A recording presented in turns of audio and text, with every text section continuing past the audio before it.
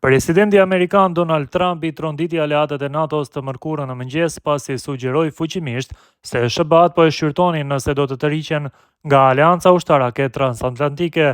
Do të thosha se është për te I rishqyrtimit, tha Trump për gazetën Telegraph, kur u pyet nëse do të mendonte dy herë për antarësimin e SBA-s në Aleancë pasi të mbaronte konflikti në lindjen e mesme.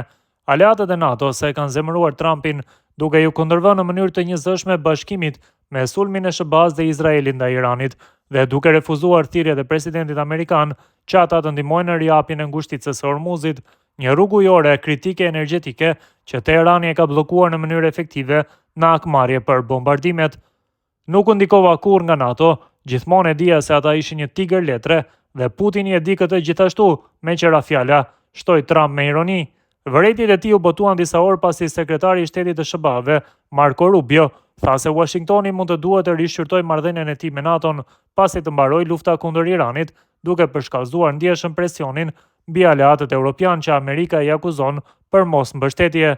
Trump gjithashtu e kritikoi përsëri kryeministrin britanik Keir Starmer për refuzimin e Britanisë për të mbështetur Amerikën në luftën e saj me Iranin dhe e nënçmoi ushtrinë e Mbretërisë së Bashkuar. Ju nuk keni asnjë marin, jeni shumë të vjetër dhe keni pasur transportues aeroplanësh që nuk funksiononin, tha ai me tallje për flotën e anijeve luftarake të Britanisë së Madhe.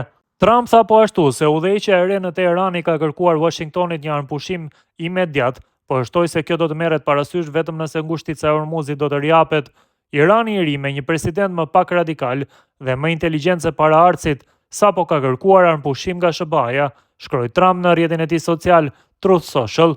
Mëtej, kreu I shtëpisë së bardhë tha se SBA do ta shqyrtojë këtë kërkesë vetëm nëse ngushtica e Hormuzit bëhet e hapur, e lirë dhe e sigurt. Ndërkohë numri 1 I Amerikës paralajmëroi se sulmet ndaj Iranit do të vazhdojnë nëse kjo nuk ndodh. Deri tani nuk ka pasur konfirmim nga zyrtarët në Teheran për këtë pretendim të Washingtonit, por Trump tha se kjo kërkesë u bë atij nga presidenti iranian pak para fjalimit që ai si shefi I shtëpisë së bardhë do të mbajtë mërkurën për popullin amerikan. Trump deklaroi disa herë se udhëheqja e re e Iranit është më e arsyeshme dhe se lufta po shkon drejt fundit. Ai madje tha se SBA është në kontakt me figura të larta politike iraniane dhe lufta mund të mbarojë brenda 2 ose 3 javësh.